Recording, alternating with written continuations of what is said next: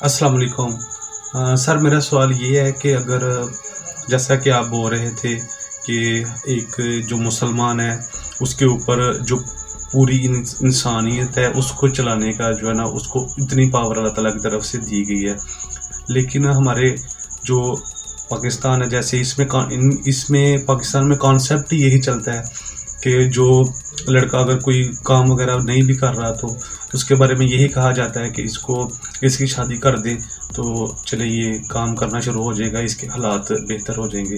तो मेरा सवाल ये है क्वेश्चन कि अगर ऐसी ही सोच रहेगी तो जिस लड़की के साथ उसकी शादी हो रही है उसको भी यही समझाया जाता है कि ये शादी के बाद जो है ना सही हो जाएगा, काम वगैरह करना शुरू हो जाएगा, इसके हालात ठीक हो जाएंगे। तो फिर ये कैसे मतलब कि वो एक ऐसे बच्चे को जो है ना पैदा कर सकती है कि जो समझे कि मेरे ऊपर जो पूरी इंसानियत है उसकी ज़िम्मेदारी है, या फिर मैंने फ़लस्तीन में या मुसलमानों के लिए अगर काम करना है, मुसलमानों के लिए ही मैं पैदा हुआ हूँ, पूरी दुनिया के लिए बल्कि मैं पैदा हुआ हूँ, तो कैसे उसके ज़हन में ये कैसे ऐसी औलाद वो लड़की पैदा कर सकती है जिसको पहले दिन ही ये बोला जाता है कि शादी कर लो उसके बाद हालात ठीक हो जाएंगे। शादी एक छोटा सा इवेंट है, देखिए याद रखिएगा, शादी असल में इस्लाम में सबसे छोटे इवेंट्स में से एक इवेंट है।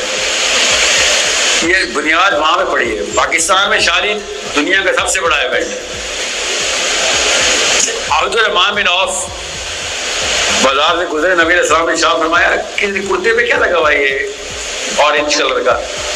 इसे या रसूलल्लाह मैंने निकाह कर लिया तो मैंने कल निकाह कर लिया तो उसका ज़फ़रान लगा हुआ।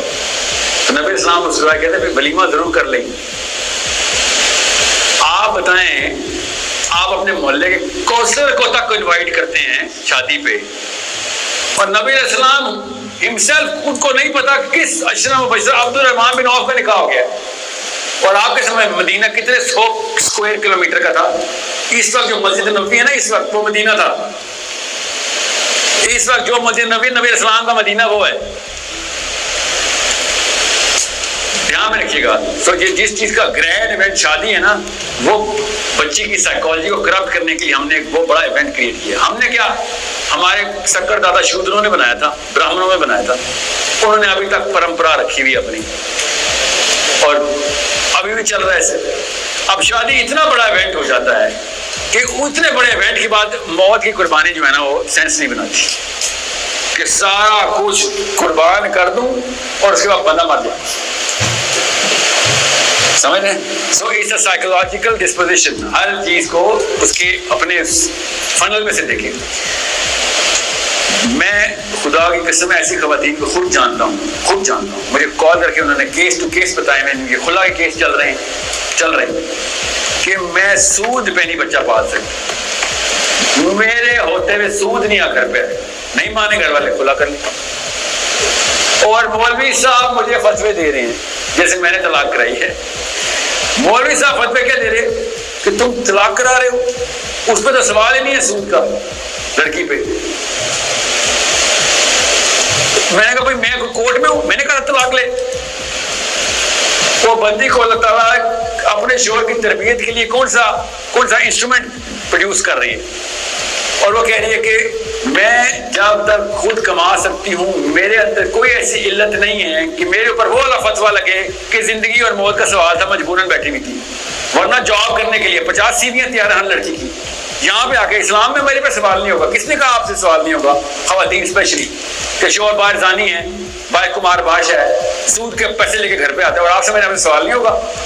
मतलब ये कौन सी जगह पे लिखा हुआ है कि जब तक कि आपके वो इल्लत ना हो कि इसके अलावा मौत ही है, बस इसके अलावा आपकी इज्जत आबरू खतरे में आ जाएगी, शदीद मतलब पक्की गारंटी, तब तक आपसे सवाल होगा। आप इंसान पैदा हुई हैं, यहाँ पे आके आप औरत खेल रही होती हैं। जब हम कहते हैं औरत बारिश के खिलाफ, तो आप कहते हैं औरत भी तो इंसान है, तो फिर इंसानों वाले पूरे सवाल पकड़े ना। अल्लाह के यहाँ जेंडर वो नहीं है बायसनेस, अल्लाह ने वही कानून रखा है। औरत को भी कब्र में वही सवाल होना है जो आपसे होना है, मर्दों से। आपसे हमारी बच्चियां बच जाएंगी। औरत को खुदा का वास्ता ताकत है, कैसे अपनी बेटी को ताकत है कि जब तक मैं या मेरा बेटा कोई रिश्तेदार जिंदा है, तुझे कोई बुली नहीं करेगा। कोई बंदा ये ना सोच ले कि तलाक हो गई तो तू कहीं की नहीं रही जब तक अल्लाह वो रिश्ता है जो अल्लाह ने बनाया। ये वो रिश्ता है जो अल्लाह ने बनाया। तेरे शोर का वो रिश्ता जो हमने बनाया है। हम अल्लाह के रिश्ते को तोड़ देते हैं और दुनिया में बनाए हुए रिश्तों को पूजा कर रहे होते बैठ। मैं घर बनाने के ही हक में हूँ। अल्लाह ताला ने नापसंदीदा तरीन काम बताया तलाक को। मैं तलाक के हक में नहीं हूँ, मगर मैं नाउज़ बिल्लाह अल्लाह का कानून पूरा हो कि पाकिस्तान में तलाक ना हो जाए।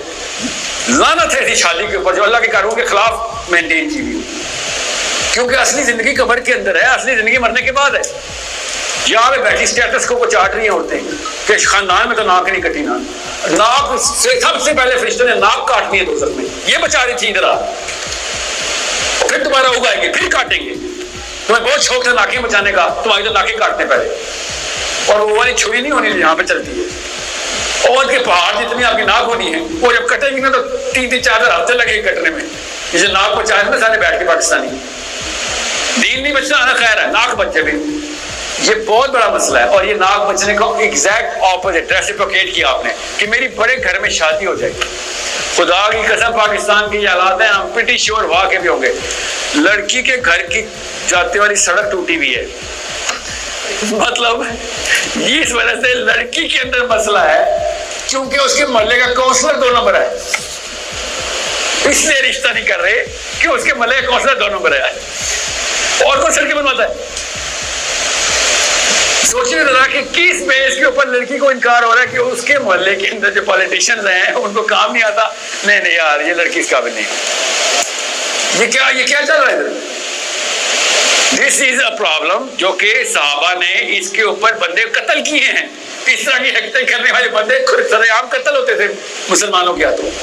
हम अपने आप को मस्जिद के अंदर बैठ के फख्र से रिश्ते निकाह नामा डिस्कस हो रहे होते। किस बेस पे निकाह हुआ, किधर शादी हुई, स्टेटस को, गाड़ी का साइज क्या है। अब्दुल्ला बिन मसूद एक बार खजूर के दरख्त पे चढ़े हुए थे, नीचे साहबी खड़े हुए थे। They were try to get something out, अगर रस्सी बांध रहे थे तो साहबा हंस पड़े क्योंकि अब्दुल्ला बिन मसूद पतले दुबले से थे, पतली टांगे। तो अब्दुल्ला बिन मसूद को साहबा जब हंसे ना तो नबी सल्लल्लाहु अलैहि वसल्लम ने कहा क्यों हंसते? तो उन्होंने कहा इसकी पतली टांगों पे हंसते। तो नबी सल्लल्लाहु अलैहि वसल्लम ने उनसे कहा कि तुम्हें अगर पता चल जाए ना कि इसके एक अमल का वजन औद के पहाड़ जितना है तो इसकी टांगों के वजन को तुम भूल जाओगे कि असली लाइफ में ये बंदा एम्परर है। एम्परर यहाँ पे ट्रेन हो रहा है खाली उस एम्पररशिप के लिए। यहाँ पे मगरूर होगा, वहां से एम्पररशिप निकल जाएगी, समझ रहे? और वही अब्दुल्ला बिन मसूद जब नबी सल्लल्लाहु के वसाल के बाद 2 स्टूडेंट मेरे आप जैसे आगे चल रहे, पीछे से अब्दुल्ला बिन मसूद आ रहे हैं। एक ने कहा ओ अब्दुल्ला बिन मसूद, और कोनी मारी, पीछे देख अब्दुल्ला बिन मसूद आ रहा है पीछे। अब्दुल्ला बिन मसूद ने भागना शुरू किया उन्हीं पतली टांगों के साथ और पकड़ा दोनों स्टूडेंट्स को और कहते कि 1 सेकंड में तूने शैतान मेरे अंदर दाखिल किया है, खाली कोनी मार के कि मैं बहुत बड़ी चीज हूं। जो वहां के बादशाह है ना यहाँ पे आजिज हैं, तो यहाँ के बादशाह ना वहां पे आजिज है।